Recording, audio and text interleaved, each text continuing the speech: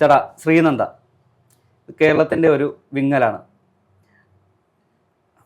കുടുംബത്തോടൊപ്പം 40 പേരടങ്ങുന്ന കുടുംബത്തോടൊപ്പം വിനോദയാത്ര പോയ പെൺകുട്ടി 4 ദിവസത്തിന് കിട്ടിയത് ചേതനയേറ്റ ശരീരമായിട്ടാണ്. ഇപ്പോൾ പുറത്തു വരുന്ന വിവരങ്ങൾ അനുസരിച്ച് ആ കുട്ടിയെ കാണാതായതിലും മരിച്ചതിലും ആ പോസ്റ്റ്മോർട്ടം റിപ്പോർട്ടിലും വൻ ദുരൂഹതയാണുള്ളത്. അതിനെക്കുറിച്ച് ചേട്ടൻ എന്താണ് പറയാനുള്ളത്? ഈ പോസ്റ്റ്മോർട്ടം റിപ്പോർട്ടിൽ ദുരൂഹത എന്ന് പറയാനായിട്ട് പ്രാഥമികമായിട്ടുള്ള റിപ്പോർട്ട് മാത്രമേ പുറത്തു വന്നിട്ടുള്ളൂ. അല്ലാതെ ഒരു മെയിൻ റിപ്പോർട്ട് ഇതുവരേക്കും വന്നിട്ടില്ല. അതിൽ പറയുന്നത് അസ്ഥികൾ മൊത്തം പൊടിഞ്ഞിട്ടുണ്ട്, തലക്കേറ്റ മാരകമായ മുറിവാണ് മരണകാരണം, 1500 താഴ്ചയിൽ നിന്ന് ബോഡി കിട്ടും. പക്ഷേ ഇവിടെ ഈ ദുരൂഹത വരുന്നതെന്നു ചോദിച്ചാൽ ഈ കുട്ടിയെ കാണാൻ പോയിട്ട് 4 ദിവസമായി. ഈ ചൊവ്വാഴ്ച വൈകിട്ട് 5:30 ഈ മല കയറി അവിടെ നിന്ന് തിരിച്ച് അവരുടെ വാഹനത്തിനടുത്തേക്ക് വരുന്നതിനിടയിലാണ് ഈ പറയുന്ന ശ്രീനന്ദ മിസ്സിങ് ആകുന്നത്. അപ്പോൾ തൊട്ട് തന്നെ അന്വേഷണം തുടങ്ങിയിട്ടുണ്ട്. അപ്പം തുടക്കത്തിൽ ആരെങ്കിലും തട്ടിക്കൊണ്ട് പോയതാവാം എന്നുള്ള ഒരു സംശയത്തിലാണ് അന്വേഷണം മുന്നോട്ടേക്ക് പോകുന്നത്. അപ്പം മഹാരാഷ്ട്ര സ്വദേശികളായ 2 പേരെ ചോദ്യം ചെയ്തിരുന്നു. അവരുടെ വണ്ടികൾ പോലീസ് പിടിച്ചെടുത്തിരുന്നു. പക്ഷെ അവരൊന്നും ഈ ക്രൈമിൽ ഉൾപ്പെട്ടിട്ടില്ല. ഒടുക്കം ഡോഗ് സ്ക്വാഡ് എത്തുന്നു. അത് തൊട്ടടുത്തുള്ള ഒരു കടയിലേക്ക് പോകുന്നു. ആ കടയിലെ കടക്കാരനെയും പ്രദേശവാസികളെയും ചോദ്യം ചെയ്തിട്ടില്ല എന്നാണ് കുടുംബം പറയുന്നത്. അവരെ കേന്ദ്രീകരിച്ച് ഒരു അന്വേഷണം നടത്തിയില്ലെങ്കിൽ ഒരു തുമ്പെങ്കിലും ഒരു ക്ലൂ എങ്കിലും കിട്ടിയിരുന്നു. പക്ഷെ ഇവിടെ പറയുന്നതെന്ന് പറഞ്ഞാൽ ഇവിടെ ദുരൂഹത വരുന്നത് ഈ ബോഡിക്ക് 4 ദിവസത്തെ പഴക്കമില്ല എന്നുള്ള ഒരു കാരണത്താലാണ് ഇവർ ഇതിലൊരു ദുരൂഹത ആരോപിക്കുന്നത്. അതിൽ തന്നെ ഈ പറഞ്ഞ സ്ഥലം എന്ന് പറയുന്നത് ഒരു ചിക്കമംഗളൂർ വരെ ഒരു ഈ ചന്ദ്രദ്രോണ എന്ന് പറയുന്ന ഒരു ടൂറിസ്റ്റ് പോയിന്റാണ്. ചന്ദ്രദ്രോണ, അവിടെ മാണിക്യധാര വെള്ളച്ചാട്ടം. ഈ ചന്ദ്രദ്രോണ കുന്നുകളുടെ ഒരു പ്രത്യേകത എന്ന് ചോദിച്ചു കഴിഞ്ഞാൽ ഒരു വശം അഗാധമായ ഗർത്തം, ഒരു സൈഡിൽ വെള്ളച്ചാട്ടം, വലിയ മരങ്ങളില്ല, മറഞ്ഞിരിക്കുവാനോ അല്ലെങ്കിൽ ആർക്കെങ്കിലും പ്രത്യക്ഷത്തിൽ തട്ടിക്കൊണ്ട് പോകാനുള്ള സാഹചര്യങ്ങളൊന്നും ഉള്ള ഒരു വിസിബിൾ ആയിട്ടുള്ള ഏരിയയാണ്.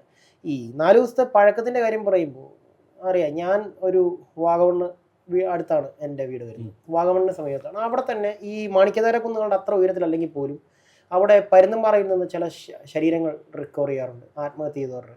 2-3 ദിവസം കഴിഞ്ഞ് കിട്ടുമ്പോൾ അത്രയും പഴക്കങ്ങൾ ആ ബോഡിക്ക് തോന്നാറില്ല. അത് മറ്റൊന്നും കൊണ്ടല്ല. ഈ ഒന്നാമത്തെ കാര്യം, ഈ താഴ്വരയിൽ നിന്ന് പോകുന്ന തണുപ്പ് ബോഡി ഒരു ഫ്രീസ് ചെയ്യപ്പെട്ട ഒരവസ്ഥയിലാണ് ഈ പറയുന്ന അവിടെ ഉണ്ടാവുക. മഞ്ഞ്, ഒന്നാമത്തെ വെള്ളച്ചാട്ടം, അതിനൊപ്പം തന്നെ ഈ വലിയ കുന്നാണ്, അവിടെ നിന്ന് മുകളിലേക്ക് പോകുന്ന ഈ തണുപ്പ്, ഇത് മൂലം കൊണ്ടൊക്കെ ബോഡി ഫ്രീസ് ചെയ്യപ്പെടാം. സോ ഈ പറയുന്ന 4 ദിവസത്തെ പഴക്കം ജീർണിക്കാനുള്ള ഒരു സമയം അല്ലേ ഒരു ഈ പറയുന്ന ഐസ്ഡ് ആയിട്ടുള്ള ഏരിയകളിൽ ബോഡി ജീർണിക്കാനായിട്ട് താമസം വരും. മനസ്സിലായോ? ഇത് നല്ല കൂളായിട്ടുള്ള ഒരു ഏരിയയാണ്. ഈ പറയുന്ന മാണിക്യധാര വെള്ളച്ചാട്ടത്തിൻ്റെ ഈ ഭാഗമായിട്ട് വരുന്ന ചന്ദ്രദ്രോണ കുന്നുകളിൽ 1500 അടി താഴ്ചയിൽ ഈ പറയുന്ന ശ്രീനന്ദയുടെ ശരീരം കിട്ടിയെന്ന് മാത്രമേ ഉള്ളൂ. അതിൽ താഴേക്കും താഴ്ചയുണ്ട്, അഗാധമായ ഗർത്തമാണ്.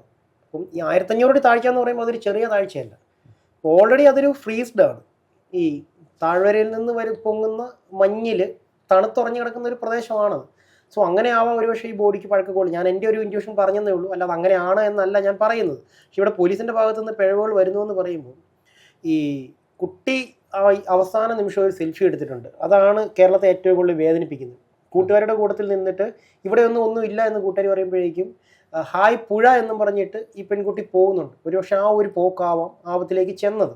ഇവിടെ 2-3 സംശയങ്ങൾ കമന്റ് ബോക്സിലെ ഡിറ്റക്റ്റീവുകൾ, അതായത് ന്യൂസിന്റെ താഴെ വരുന്ന കമന്റ് ബോക്സിൽ എപ്പോഴും ഡിറ്റക്റ്റീവുകളായിട്ടുള്ള കുറച്ച് ആൾക്കാരാണ്. അവർ പറയുന്ന കുറച്ച് സംശയങ്ങൾ എന്തെന്ന് ചോദിച്ചു കഴിഞ്ഞാൽ, ഈ പെൺകുട്ടിക്ക് അറിയാം, അതായത് കൂട്ടുകാരിക്ക് അറിയാം, അത് വെറും ഒരു അബദ്ധധാരണ മാത്രമാണ്.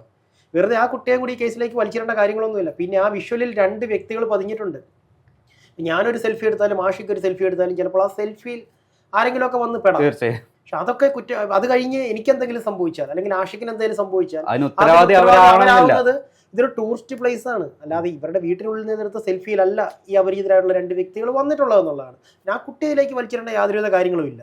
ഇതിൽ ഒന്നാമത്തെ കാര്യം, ഒരു ടൂർ പോകുമ്പോൾ പാലിക്കേണ്ട കുറച്ച് കാര്യങ്ങളുണ്ട്. കൂട്ടത്തിലെ കുട്ടികളെ വളരെ ശ്രദ്ധിച്ച് വേണം കൊണ്ടുനടക്കുവാനായിട്ട്. ആ ഒരു കാര്യത്തിൽ ഈ പറയുന്ന അച്ഛനും അമ്മയ്ക്കും അല്ലെങ്കിൽ ആ ടീം ലീഡ് ചെയ്യുന്ന വ്യക്തികൾക്ക് വന്നിട്ടുള്ള ഒരു പിഴവുണ്ട്. പിന്നെ ഇവർ ഇന്ന് ഇന്നലെ തുടങ്ങിയ യാത്രകളൊന്നുമല്ല. ഇവരെല്ലാ വർഷവും ഒരു ആചാരം എന്നതുപോലെ തുടർന്ന് വരുന്നൊരു കാര്യമാണ് ഈ പറയുന്ന യാത്ര. സ്കൂൾ അവധിക്കാലത്ത് 50 പേരുണ്ടാവും, 40 പേരുണ്ടാവും. ഇത്തവണ വന്ന് 40 പേരടങ്ങുന്ന ഒരു സംഘമാണ്. അവർ ഞായറാഴ്ച വൈകുന്നേരം 4 മണിക്കാണ് അവർ പാലക്കാട് നിന്ന് പുറപ്പെടുന്നത്. അവർ നെക്സ്റ്റ് ഡേ ഹംപി എത്തുന്നു, അവിടെ ഒരു ദിവസം സ്റ്റേ ചെയ്യുന്നു. അതിനുശേഷമാണ് ഇവർ ചിക്കമംഗളൂരിലേക്ക് പോകുന്നത്. ഈ പറയുന്ന ചന്ദ്രദ്രോണ കുന്നുകൾ സന്ദർശിക്കാൻ പോകുന്നത്. അവിടുത്തെ മാണിക്യധാര വെള്ളച്ചാട്ടം എന്ന് പറയുന്നത് ഭയങ്കര ഫേമസ് ആയിട്ടുള്ള ഒരു വെള്ളച്ചാട്ടമാണ്, പോപ്പുലറാണ്. അപ്പം അവിടേക്ക് ഈ കുട്ടിയുമായിട്ട് എത്തുന്നു. വീട്ടുകാരുടെ കാര്യത്തിലേക്ക് പോകുന്നു, കുട്ടികളുടെ കാര്യത്തിലേക്ക് പോകുന്നു. സെപ്പറേറ്റ് ഗ്യാങ് ആയിട്ട് സ്പ്ലിറ്റ് ആവുകയാണ്. അവിടെയാണ് പിഴവ് വരുന്നത്. ഈ കുട്ടി വീണിരിക്കുന്ന സ്ഥലം എന്ന് പറയുന്നത് ഈ ബോഡി കാണുന്ന ഇവിടുത്തെ ഞാൻ പറഞ്ഞ ഈ കമന്റ് ബോക്സ് ഇൻവെസ്റ്റിഗേറ്റേഴ്സ് പറയുന്ന ഒരു കാര്യം എന്താണെന്ന് ചോദിച്ചു കഴിഞ്ഞാൽ വലിച്ചെറിഞ്ഞതുപോലെ ബോഡി കിടക്കുന്നു. എൻ്റെ പൊന്ന് സുഹൃത്തുക്കളെ, ഈ കുട്ടി വീണിരിക്കുന്നത് ഒരു ചെറിയ കയ്യാലയുടെ അല്ലെങ്കിൽ ഒരു ചെറിയ തിട്ടിന്റെ മുകളിൽ നിന്ന് അടുത്ത തിട്ടിലേക്കല്ല വീണിരിക്കുന്നത്, 1500 അടി താഴ്ചയിലേക്കാണ്. മുകളിൽ നിന്ന് വരുന്ന ബോഡിക്ക് താഴേക്ക് പോകുന്ന ആഘാതത്തിൽ എന്തെങ്കിലുമൊക്കെ വ്യത്യാസങ്ങൾ വരാം. ഓടി വന്ന് എടുത്തി അടിയെങ്കിലും ഓക്കെ, അല്ലാതെ പോകുന്ന ഒരു ബോഡിക്ക് എന്താണെങ്കിലും വ്യതിയാനങ്ങൾ വരാം. പിന്നെ ഈ താഴേക്ക് പോകുമ്പോൾ മരങ്ങളിൽ തട്ടിത്തട്ടിയാണ് വന്നിട്ടുള്ളത്. 150ഓളം ഒടിവുകൾ ശരീരത്തിൽ ഉണ്ടെന്ന് 150ഓളം മുറിവുകൾ ശരീരത്തിലുണ്ടെന്ന് പറയുന്നു. പക്ഷേ ചേട്ടാ, അതിലും തലക്കേറ്റ മാരകമായിട്ടുള്ള ഒരു മുറിവ്, ഒരു ആഘാതം, അത് ഇതില് പോസ്റ്റ്മോർട്ടം റിപ്പോർട്ടിൽ പറയുന്നുണ്ട്. 1500 അടി താഴ്ചയിലേക്ക് ചെന്ന് വീണ തലയ്ക്ക് ആഘാതം ഉണ്ടാവും. തലയ്ക്കുണ്ടാകുന്ന ആഘാതം എന്ന് പറയുന്നത് ഈ പറയുന്ന അസ്ഥികളൊക്കെ ഇപ്പം ശരീരം മുഴുവൻ ആക്സിഡന്റിൽ പെട്ട് അസ്ഥികൾ മുഴുവൻ ഒടിഞ്ഞു നുറുങ്ങിയിട്ടും തലയ്ക്ക് പരിക്കില്ലാത്തതുകൊണ്ട് ജീവിച്ചിരിക്കുന്ന ഒരുപാട് ആളുകളുണ്ട്. ഈ ശരീരത്തിലേറ്റ ഒടിവുകൾ എങ്ങനെയാണ് മരണകാരണമാകുന്നത്? അതൊന്നെങ്കിൽ ശ്വാസകോശത്തിലോ അല്ലെങ്കിൽ ഹൃദയത്തിലോ അതല്ലെങ്കിൽ മറ്റെവിടെയെങ്കിലും ഒരു ഇന്റേണൽ ബ്ലീഡിങ് ഉണ്ടാകുന്ന രീതിയിൽ കുത്തി കയറുമ്പോഴാണ് ഈ ശരീരത്തിലെ അസ്ഥികൾ ഒടിയുന്നതുകൊണ്ടുള്ള ഒരു മരണം ഉണ്ടാകുന്നത്. അല്ലാതെ ശരീരത്തിലെ അസ്ഥി ഒടിഞ്ഞെന്ന് പറഞ്ഞിട്ട് ഇന്നുവരേക്കും ഒരാൾ മരിച്ചിട്ടില്ല. ഒന്നെങ്കിൽ ശ്വാസകോശത്തിൽ അല്ലെങ്കിൽ ഹൃദയത്തിൽ, അതുമല്ലെന്നുണ്ടെങ്കിൽ ഞാൻ പറഞ്ഞ പോലെ എന്തെങ്കിലും കരൾ മുറിഞ്ഞു പോവുക, അല്ലെങ്കിൽ ഈ വൃക്കയ്ക്ക് ക്ഷതം സംഭവിക്കുക, അങ്ങനെയൊക്കെ വരുമ്പോൾ ഇന്റേണൽ ബ്ലീഡിങ് ഉണ്ടായിട്ടാണ് മരണപ്പെടുന്നത്. കൂടുതൽ മരണങ്ങൾ എങ്ങനെയാണ് നടക്കുന്നത്? തലക്കേറ്റ ക്ഷതം തന്നെയാണ്. കാരണം ബ്രെയിൻ ഡെത്ത് ആണ്. ബ്രെയിൻ മരണപ്പെട്ട് കഴിയുമ്പോൾ പിന്നീട് ഹൃദയത്തിന്റെ പ്രവർത്തനം നിലയ്ക്കുന്നു. അതിനുള്ളൊരു ടൈമുണ്ട്. ഇത് ഈ കുട്ടിയുടെ ശരീരത്തിലെ മുറിവുകൾ എന്ന് പറയുന്നത് ഈ മുകളിൽ നിന്ന് താഴേക്ക് വരുമ്പോൾ ചില്ലകളിൽ കൂടി ഇടിച്ചിടിച്ച് വന്നിട്ടുള്ള മുറിവുകളാണ് ശരീരത്തിലുള്ളത്. പിന്നെ ഈ കുട്ടി താഴേക്ക് വരുന്ന കുട്ടി നിലത്തേക്ക് പതിക്കുമ്പോൾ എന്തായാലും തല ശക്തമായിട്ട് തറയിലടിക്കും. ആ ഒരു തറയിലടിച്ചുണ്ടാകുന്ന മുറിവിൽ ഇതുണ്ടാവും. പിന്നെ ഇവിടുത്തെ ഒരു പ്രശ്നം എന്താണെന്ന് ചോദിച്ചു കഴിഞ്ഞാൽ പോലീസിന്റെ ഭാഗത്ത് നിന്ന് വന്നിട്ടുള്ള മിസ്റ്റേക്ക് ആയിട്ട് ഇവർ പറയുന്ന 1-2 കാര്യങ്ങളുണ്ട്. ഒന്ന്, പോലീസ് ആ ഒരു സമയത്ത് പ്രദേശവാസികളെ ചോദ്യം ചെയ്തിട്ടില്ല. ശരി, ഒരു 10-14 വയസ്സുള്ള ഒരു കുട്ടി മിസ്സിംഗ് ആകുന്നു, അവളെ എത്രയും പെട്ടെന്ന് കണ്ടെത്തുക എന്നുള്ളതാണ് പോലീസിന്റെ മുന്നിലുള്ള മെയിൻ ആയിട്ടുള്ളൊരു കാര്യം. പോലീസിനെ കുറ്റപ്പെടുത്താൻ നമുക്ക് പറ്റിയാലത്തെ 2-3 പോയിന്റുകളാണ് ഞാൻ പറയുന്നത്. ഈ 14 വയസ്സുള്ള കുട്ടിയെ കണ്ടെത്തണം, കാരണം ജീവനോടെ ഉണ്ടെങ്കിൽ. കാരണം അറിയപ്പെടാത്തൊരു സ്ഥലം, ആ സ്ഥലത്ത് ഒരുപക്ഷെ ഈ വാഗമൺ കുന്നുകളുടെയും അതുപോലെ തന്നെ മറ്റുള്ള ഈ വ്യൂ പോയിന്റുകളിൽ പോയിട്ടുണ്ടെങ്കിൽ ആഷിക്കിന് മനസ്സിലാവുന്ന ഒരു കാര്യമാണ്. പെട്ടെന്ന് കാലാവസ്ഥ മാറുന്ന ഒരു സാഹചര്യമാണ്. പെട്ടെന്ന് മഞ്ഞ് വരും. ഈ പരുന്തുംപാറയിലും വാഗമണിലും ഒക്കെ നിൽക്കുമ്പോൾ നമ്മൾ ഈ കുന്നിന്റെ ഒരു എഡ്ജിൽ നിൽക്കുന്ന സമയത്ത് പെട്ടെന്ന് മഞ്ഞ് വന്ന് തൊട്ടടുത്ത് നിൽക്കുന്ന ആളെ പോലും കാണാൻ പറ്റിയാത്ത രീതിയിലേക്ക് മഞ്ഞ് വന്ന് മൂടാറുണ്ട്. ആ ഒരു സിറ്റുവേഷൻ മുന്നിലേക്ക് നടന്നു കഴിഞ്ഞാൽ ഉറപ്പായി നമ്മൾ ഇതുപോലെ തന്നെ അഗാധമായ കൊക്കകളിലേക്ക് വീണു പോകും. ചിലപ്പോൾ അങ്ങനെ അതാവാം സംഭവിച്ചത്. എന്താണെങ്കിലും പോലീസ് കാര്യമായിട്ട് എടുക്കുന്ന 2-3 കാര്യങ്ങൾ, ഈ കുട്ടിയെ കണ്ടെത്തുക എന്നുള്ളതാണ് ഇവരുടെ മുന്നിലുള്ള പ്രയോറിറ്റി എന്ന് പറയുന്നത്. അതിനുശേഷമാണ് ഈ പറയുന്ന അന്വേഷണം. ഒന്നെങ്കിൽ കുട്ടി തട്ടിക്കൊണ്ട് പോകാനായിട്ടുള്ള സാധ്യത ഉണ്ടോ എന്ന് നോക്കണം. കാരണം മഹാരാഷ്ട്ര രജിസ്ട്രേഷൻ 2 വാഹനങ്ങൾ കിടക്കുന്നത് എന്ന് വെച്ചാൽ മഹാരാഷ്ട്രക്കാർ മുഴുവൻ കള്ളന്മാരാണെന്നോ അല്ലെങ്കിൽ കൊള്ളക്കാരാണെന്നോ തട്ടിക്കൊണ്ട് പോകുന്നവരാണെന്നോ അല്ല ഇവിടെ ഞാൻ പറഞ്ഞതിൻ്റെ അർത്ഥം. മനസ്സിലായി? അവിടുത്തെ വാഹനങ്ങൾ ഇവിടെ വന്നപ്പോൾ ആ വാഹനങ്ങളെ അന്വേഷിച്ചുള്ള നടന്നു. പിന്നെ നായ ഓടിക്കേറിയ ഈ കടയിൽ ഈ കുട്ടി എന്തെങ്കിലും ആവശ്യത്തിന് മുൻപ് ചെന്നിട്ടുണ്ടെങ്കിലും ഈ നായ ഓടിച്ചില്ലും. കുട്ടിയുടെ എന്തെങ്കിലും ഒരു ഒബ്ജക്റ്റ് മണപ്പിച്ചിട്ടാണ് ഈ നായയെ വിടുന്നത്. അത് അവളുടെ ഡ്രസ്സ്, ഷോൾ, അങ്ങനെ എന്തെങ്കിലും. ആ ഒബ്ജക്റ്റിന്റെ സെയിം. ഓരോ മനുഷ്യരുടെയും ഗന്ധം വെവ്വേറെയാണ്. ഒരാൾ കാണാതാവുമ്പോൾ ഉള്ള ഏറ്റവും ഒരു 48 മണിക്കൂറാണ് ഗോൾഡൻ അവർ എന്ന് പറയുന്നത്. അവരെ കിട്ടാനുള്ള ഇന്റൻസ് ആയിട്ടുള്ള രീതിയിൽ തിരയേണ്ട ഒരു സമയമാണ്. ആ ഒരു സമയത്തും കാര്യക്ഷമമല്ലാത്ത ഒരു തിരച്ചിലാണ് അവിടെ നടന്നത്. 100 ടാസ്ക് ഫോഴ്സിലെ 100 അംഗങ്ങൾ 4 ദിവസം അടുപ്പിച്ച് തിരഞ്ഞിട്ട് ഈ കുട്ടിയെ കിട്ടിയില്ല. പക്ഷെ ഏറ്റവും അവസാനം നിന്നെടുത്ത ആ സ്പോട്ടിൽ നിന്നാണ് കുട്ടിയുടെ മൃതദേഹം കിട്ടുന്നത്. അത് അവര് തപ്പിപ്പോയിട്ട് കിട്ടിയിരിക്കുന്ന അല്ല ബ്രോ. ഈ പറയുന്ന ഡ്രോണിലാണ് ഈ പറയുന്ന ബോഡി ഫൗണ്ട് ചെയ്തിരിക്കുന്നത്. ഈ സ്ഥലത്തേക്ക് ഇറങ്ങി ചെല്ലുവാനായിട്ട് വളരെയധികം ബുദ്ധിമുട്ടുള്ള സ്ഥലമാണ്. ചുമ്മാ ഇറങ്ങി പോയിട്ട് അന്വേഷിക്കാൻ പറ്റുന്ന സ്ഥലമല്ല. ചെങ്കുത്തായ ഇറക്കം, പുല്ല്, പോരാത്തതിന് നനവ്.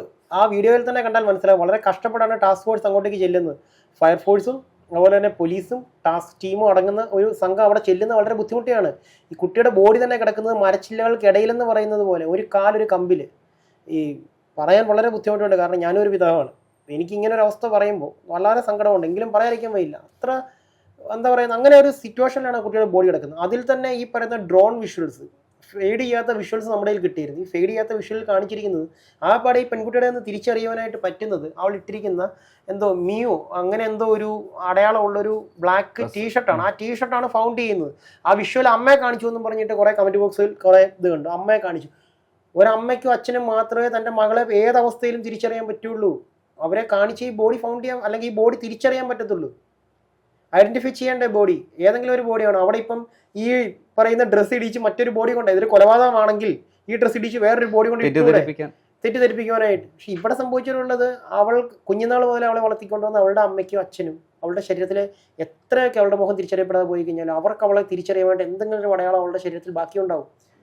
ആ ഒരു അടയാളമാണ് അറിയുവാനായിട്ടാണ് കാണിച്ചിട്ടുള്ളത്. എന്തായാലും ശ്രീനന്ദ വേദനയാണ്, ദുരൂഹത ഉണ്ടാവാം. ദുരൂഹത എന്ന് പറയുന്നത് ഇവിടെ നിന്ന് പോയിട്ടുള്ള ഒരു കുട്ടിക്ക് സംഭവിച്ച ദുരന്തത്തിന്റെ യഥാർത്ഥ സത്യം എന്താണെന്ന് പുറലോകത്തിന് അറിയണമെന്നുള്ള മതിയായ ആഗ്രഹം തന്നെയാണ് ഈ ദുരൂഹത എന്നുകൊണ്ട് നമ്മൾ സൂചിപ്പിക്കുന്നത്. ഒരു പക്ഷേ ഒരു അപകട മരണമാവാം, അതല്ലെങ്കിൽ ഇതൊരു കൊലപാതകമാവാം. ഇപ്പൊ പറഞ്ഞ പോലെ തന്നെ മിഷേൽ ഷാജിയുടെ കേസ് ഈ സംസാരിച്ചപ്പോൾ ആഷിക്ക് മിഷേൽ ഷാജിയുടെ കേസ് പറഞ്ഞു. മിഷേൽ ഷാജിയുടെ കേസ് എന്ന് പറയുന്നത് അത് എൻറ്റയർലി ഡിഫറെൻറ്റ് കേസാണ്. അത് ഈ പറയുന്ന പള്ളിയിൽ നിന്ന് ഇറങ്ങുന്നു, ഒരു CCTV-യുടെ വിഷ്വൽ വരേക്ക് ഒരു സ്ത്രീയുടെ കൂടത്തിൽ വരുന്നു, അതിനുശേഷം ഒരു പോയിന്റിൽ വെച്ചിട്ട് ഈ പെൺകുട്ടി മിസ്സിംഗ് ആവുന്നു, പിന്നീട് അവളുടെ ബോഡി അതിൽ ദുരൂഹതയുണ്ട്. കാരണം ആ കൂടെയുള്ള സ്ത്രീ ആരെന്നുള്ളത് തിരിച്ചറിയാൻ പറ്റിയിട്ടില്ല. പിന്നെ ഈ പള്ളിയിൽ പോയിട്ട് സന്തോഷവതിയായിട്ട് ഇറങ്ങി വന്നിരുന്ന മിഷേൽ ഷാജി എന്തുകൊണ്ട് ആത്മഹത്യ ചെയ്യുന്നുള്ള ക്വസ്റ്റ്യൻ ഇവിടെ എന്ന് പറയുന്നത് ഇതൊരു ആത്മഹത്യ എന്ന് ഒരിക്കലും പറയാൻ പറ്റില്ല. കാരണം ആത്മഹത്യ അത്ര ഹാപ്പിയാണ് ശ്രീനന്ദ. അവൾക്ക് സംഭവിച്ച ഒരു അപകട മരണമാവാം, ഒരു പക്ഷെ ആരെങ്കിലും അവളെ അപായപ്പെടുത്തിയത് എന്താണെങ്കിലും ചിലപ്പോൾ ഈ രണ്ടിലും അപായപ്പെടുത്തി എന്നുള്ളൊരു കോമൺ പോയിന്റ് വരാൻ ചാൻസ് ഉണ്ടല്ലോ. ഒരു ഒന്നാമത്തെ കാര്യം, പാലക്കാട് നിന്ന് ഈ പറഞ്ഞ് എന്താ പറയുന്നത്, പാലക്കാട് കടമ്പനാട് എന്ന് പറയുന്ന കടമ്പഴിപ്പുറം എന്ന് പറയുന്ന ഒരു ചെറിയ ഗ്രാമത്തിൽ നിന്നും കർണാടകയിലെ ചിക്കമംഗളൂരിലേക്ക് പോകുന്ന ശ്രീനന്ദയോട് ആർക്കും ഒരു വിരോധം തോന്നുന്ന ആവശ്യമില്ല. ഒരു ക്രൈം നടക്കുന്നത് 3 കാരണങ്ങളിലാണ്. ഒന്നുകിൽ ആ ക്രൈം ഒരു റിവഞ്ച്, അതല്ലെന്നുണ്ടെങ്കിൽ മുൻപ് എപ്പോഴോ നമുക്ക് നഷ്ടപ്പെട്ടു പോയ എന്തെങ്കിലും ഒരു കാര്യത്തെ അത് അവർ നേടിയെടുത്തതിലുള്ള ഒരു വിരോധം, അതല്ലെന്നുണ്ടെങ്കിൽ എന്തെങ്കിലും കാര്യനേട്ടം, ഐ മീൻ ഈ പറയുന്ന റേപ്പ് അറ്റംപ്റ്റ്, അല്ലെങ്കിൽ എന്താ പറയുക ലവ് ഫെയിലിയർ, ഇങ്ങനെയുള്ള കാരണങ്ങൾ, അതല്ലെന്നുണ്ടെങ്കിൽ ഒരു വിദ്വേഷം, പക, ഇങ്ങനെയുള്ള കുറച്ച് കാരണങ്ങളാണ് ഒരു അപായപ്പെടുത്തുക അല്ലെങ്കിൽ കൊലപ്പെടുത്തുക എന്നുള്ള വിഷയത്തിലേക്ക്. ഒരു പക, വിദ്വേഷം, പ്രണയനഷ്ടം, അല്ലെങ്കിൽ റേപ്പ് അറ്റംപ്റ്റ്, ഇതൊക്കെയാണ്. പക്ഷെ ഇവിടെ എന്ന് പറഞ്ഞു കഴിഞ്ഞാൽ ഈ പറയുന്ന 14 വയസ്സുള്ള 10ാം ക്ലാസ് മാത്രം കഴിഞ്ഞിട്ടുള്ള ഈ പെൺകുട്ടിയെ സ്വന്തം വീട്ടുകാരുടെ കൂടത്തിൽ നിന്നും തട്ടിക്കൊണ്ട് പോകാനും മാത്രം അത്രയും ബോൺ ക്രിമിനലായിട്ടൊരു വ്യക്തി ഈ പറയുന്ന ചന്ദ്രഗിരി കുന്നിൽ അവർക്ക് വേണ്ടി കാത്തിരിക്കാനായിട്ട് ഇവർ ചെന്നിട്ട് അധികം സമയമായിട്ടില്ല. ഇവരവിടെ ചെല്ലുന്നു, കാണുന്നു, ഈ സ്ഥലങ്ങൾ കാണുന്നു, ഇവർ 5:30 കൂടി ഇറങ്ങുന്നു. ആ ഇറങ്ങിയ 10 മിനിറ്റ് ഗ്യാപ്പിലാണ് ഈ പെൺകുട്ടി മിസ്സായിട്ടുള്ളത്. ഒരുപക്ഷെ അവളുടെ എന്തെങ്കിലും ഒരു ഒബ്ജക്റ്റ് അവളോട് വെച്ച് മറന്നു പോയിരിക്കാം. അത് എടുക്കാനായിട്ട് പോയപ്പോൾ അവൾക്ക് പരിചിതമല്ലാത്ത സ്ഥലമാണ്, മുൻപോട്ട് വെച്ചാൽ എങ്ങനെയാണെന്ന് അറിയില്ല. ഒരുപക്ഷെ ഒരു കാലെടുത്ത് വെച്ചതിൽ വന്ന അബദ്ധമാവാം. എന്താണെങ്കിലും അതൊരു തീരാ വേദനയാണ് അച്ഛനും അമ്മയ്ക്കും സഹോദരനും. സഹോദരൻ എക്സാം ഉള്ളതുകൊണ്ട് പോയിട്ടില്ല, അവൻ വീട്ടിലായിരുന്നു. അവനും ഒരു വേദനയാണ്. ഈ യാത്ര തന്നെ അവസാനിച്ച ഒരു വേദനയിലാണ്, ഒരു ദുരന്തമായിട്ടാണ്. അതെ, അപ്പൊ ഇതൊരു ദുരന്തമാണ്. അപ്പം ഇതിലെ ദുരൂഹത എന്തെങ്കിലും ഉണ്ടെങ്കിൽ അത് ഉറപ്പായും വെളിച്ചത്ത് വരും. കാരണം നമ്മുടെ മലയാളിയായിട്ടൊരു പെൺകുട്ടി മരണപ്പെടുന്നു. അപ്പൊ അവളുടെ മരണത്തിൽ ദുരൂഹത നീക്കേണ്ടത് നമ്മുടെ സർക്കാരിന്റെയും കൂടെ ആവശ്യമാണ്. ഉറപ്പായിട്ടും കേരള പോലീസിന്റെയും ഒരു ആവശ്യം. പക്ഷേ കേരള പോലീസിനകത്ത് വലിയ കാര്യമൊന്നുമില്ല, കാരണം കർണാടക പോലീസിന്റെ പരിധിയിൽ വരുന്നതാണ്. ഒരു സ്പെഷ്യൽ ഇൻവെസ്റ്റിഗേഷൻ ടീം വന്നു കഴിഞ്ഞാൽ അതിലൊരു പക്ഷേ വീട്ടുകാരുടെ പരാതിയെ തുടർന്നിട്ട് ഈ പറയുന്ന കേരള പോലീസ് ടീമിന് അവരെ എന്ത് ചെയ്യാൻ പറ്റും, ഫോളോ അപ്പ് ചെയ്യാൻ പറ്റും. അവർക്ക് അവരുടേതായ രീതിയിൽ, അല്ലെങ്കിൽ ഒരു എന്താ പറയുന്ന ഒരു സ്വതന്ത്ര അന്വേഷണം, ഒരു ഇൻഡിപെൻഡന്റ് ആയിട്ടുള്ള ഒരു ഇൻവെസ്റ്റിഗേഷൻ നടക്കാം. അതൊക്കെ ഉള്ളൂ. ഇതാണെങ്കിലും സത്യം വെളിയിൽ വരട്ടെ. ആ കുടുംബത്തിന്റെ വേദനയോടൊപ്പം പങ്കുചേരുന്നു.